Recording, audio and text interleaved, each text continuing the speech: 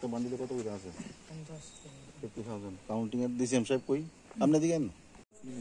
machine তাড়াতাড়ি দাও বিছাইছ ray machine হলো তো আপনার ফটো লাগছে না তো না না না না তাড়াতাড়ি তারপর তো দেখা হইতো না বান্ডিল গুনন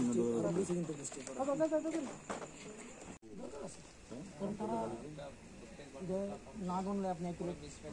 ভাজি মতলব মাথায় এই টাকাগুলি এনে শেষ করা হইতেছে এখন আমরা ভিতরে গিয়ে কাউন্ট করে এক্স্যাক্টলি সিজন লিস্টে বলবো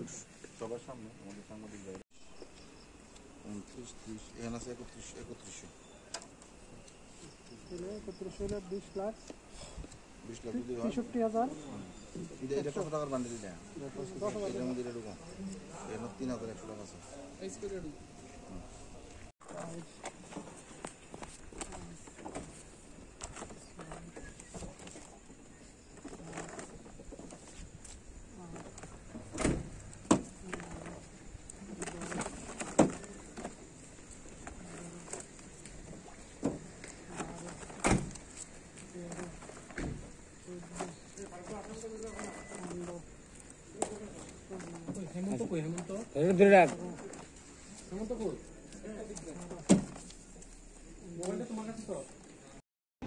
আজকে আমাদের যে প্রত্যেক দিনের মতো চিনি বাগানে নাকা যে চেকিং চলছে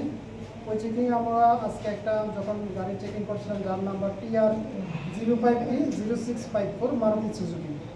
ওই গাড়িটা যখন চেক করছিল আমাদের নাকা চেকিং পার্টি তখন ওই গাড়িগুলিতে হঠাৎ দেখা গেল যে অনেকগুলি টাকা তো প্রায় এখানের মধ্যে ওরা বলছিল প্রায় 20 লক্ষ 60,000 20 লক্ষ 63,100 টাকা